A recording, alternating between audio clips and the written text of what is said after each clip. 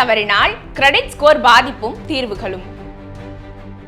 வங்கிகளில் பெற்ற கடனுக்கான மாதாந்திர தவணையை இஎம்ஐ குறிப்பிட்ட தேதியில் செலுத்த ஒருவர் தவறும் போது அவருக்கு என்ன விதமான பாதிப்புகள், கிரெடிட் ஸ்கோர் எவ்வாறு பாதிக்கும் என்பது குறித்து பார்ப்போம்.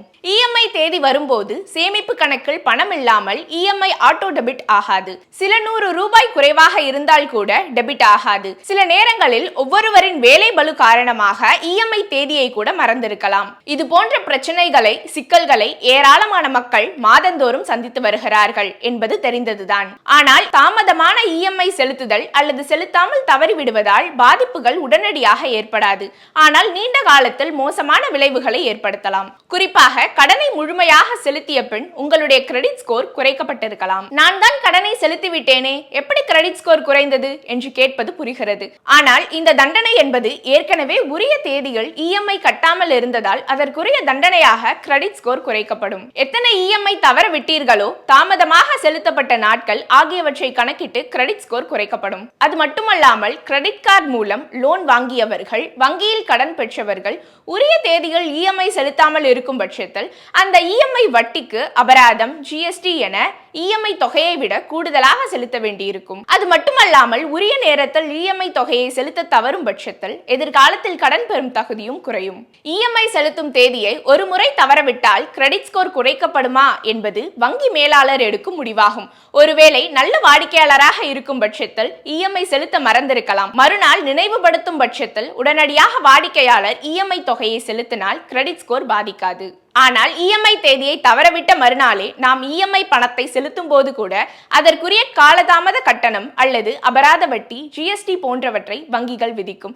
இவை அனைத்தும் இசிஎஸ், என்ஏசிஎஸ் முறையில் ஆட்டோ டெபிட் செய்யப்படும் போது வங்கி கணக்கில் பணம் இல்லாமல் இருந்தால் இது போன்ற அபராதங்கள் விதிக்கப்படும். இஎம்ஐ செலுத்தும் தேதியை தவறவிடும் நிலையில் வாடிக்கையாளர்களுக்கு நினைவுபடுத்த வங்கிகள் சார்பில் குறுஞ்செய்திகள், மின்னஞ்சல்கள், செல்போன் மூலம் நினைவூட்டல்கள் செய்யப்படும். இவை அனைத்தையும் உதாசீனப்படுத்தும் போதுதான் ஒருவரின் கிரெடிட் ஸ்கோர் குறைப்பது குறித்து வங்கிகள் சார்பில் புகார் அளிக்கப்படும். இது குறித்து நிதி ஆலோசகர்கள் கூறுகையில், இஎம்ஐ தேதியை தவறவிட்ட முதல் சில நாட்கள் மிகவும் முக்கியமானவை.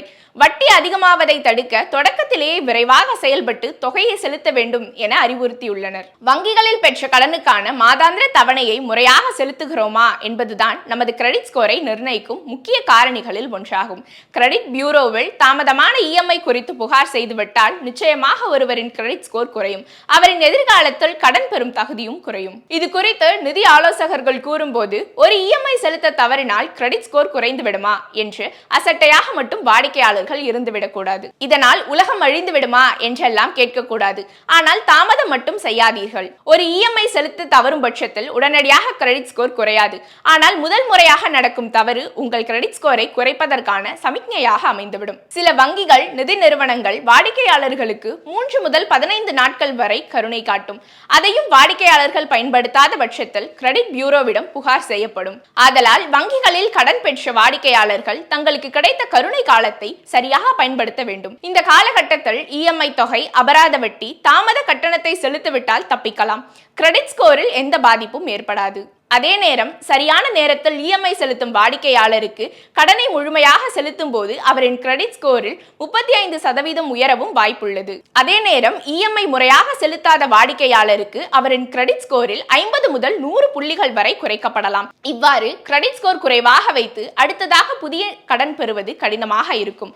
அவ்வாறே கடன் கிடைத்தாலும் வட்டி கடும் உயர்வாக இருக்கும் என்கின்றனர் நிதி ஆலோசகர்கள். வங்கிகளில் வீட்டு கடன், தனிநபர் கடன், கிரெடிட் கார்டில் கடன், வாகன கடன் வாங்கிய வாடிக்கையாளர்கள் பலரும் இஎம்ஐ தேதியை தவறவிடும் பட்சத்தில் மிகுந்த மனவேதனையும், வெட்கமும், அவமானமும் அடைவார்கள். வங்கிகளில் இருந்து வரும் அழைப்புக்கு முன்பாக எவ்வாறு சரி செய்வது என்று பலவிதமாக ஆலோசிப்பார்கள். வங்கிகளை பொறுத்தவரை வாடிக்கையாளர்களுடன் இணக்கமாக நடந்து கொள்ளவே விரும்புகின்றன. வாடிக்கையாளர் வெளிப்படையாகவே தற்கால நிதி சிக்கல்கள் இருக்கின்றன என்ற விவரத்தை தெரிவித்துவிட்டால் அதற்குரிய தீர்வும் உண்டு. ஆனால் அதை விடுத்து வங்கி அதிகாரிகளை, ஊழியர்களை சந்திக்காமல் டிஃபால்ட் செய்து மறைத்துக் கொள்வதுதான் ஆபத்தாகும். பொதுவாக இது போன்ற நேரங்களில் வாடிக்கையாளர்கள் தங்களின் உண்மை நிலையை வங்கி அதிகாரிகளிடம் கூறும் பட்சத்தில் கூடுதல் அவகாசம் அளிக்க ஆலோசிப்பார்கள். கடன் தவணையை மாற்றி அமைக்கவும் முயல்வார்கள். அதாவது மாதாந்திர இஎம்ஐ என்பதை காலாண்டுக்கு ஒரு முறை செலுத்தும் வகையில் கூட மாற்றலாம்.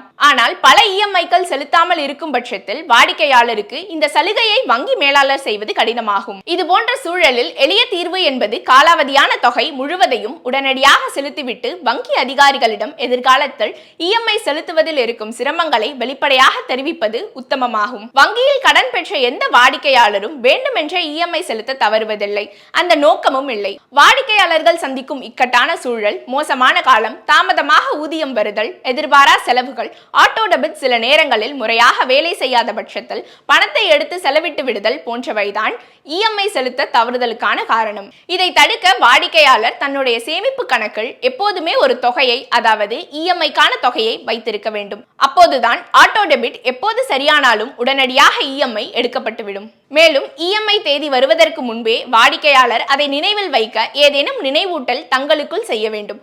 ஒருவேளை ஊதியம் வருவதற்கு முன்பே இஎம்ஐ செலுத்தும் தேதி வருவதாக இருந்தால் அது குறித்து வங்கியிடம் தெரிவித்து தேதியை மாற்றிக்கொள்ளலாம். நிதி சிக்கல் தவிர்க்க முடியாத பட்சத்தில் வங்கி அதிகாரிகளிடம் வெளிப்படையாக பேசி தீர்வு காண்பதுதான் நிதர்சனத்தில் சரியான தீர்வாகும். விரைவாக தொடர்பு கொண்டு வங்கி அதிகாரிகளிடம் பேசினால் இஎம்ஐ செலுத்தும் விருப்பம் இருப்பதை அறிந்து தற்காலிகமான வாய்ப்புகளை வங்கி அதிகாரிகள் வழங்கலாம். ஆதலால் ஒரு இஎம்ஐ செலுத்த தவற விடுவது நிரந்தரமாக கிரெடிட் ஸ்கோரை குறைக்காது. இஎம்ஐ தவறவிட்ட பின் நாம் எவ்வளவு பொறுப்பற்ற தன்மையுடன் செயல்படுகிறோம், தாமதமாக செயல்படுகிறோம் என்பதை பொறுத்து கிரெடிட் ஸ்கோர் மாறும். அதே நேரம் கடன் பெற்ற வாடிக்கையாளர் முறையாக மாதத்தவணை செலுத்தினால், எந்த விதமான தவறுக்கும் இடமளிக்காமல் இருந்தால், நிதி ஒழுக்கம் சிறப்பாக இருந்தால் கிரெடிட் ஸ்கோர் விரைவாக உயரும்.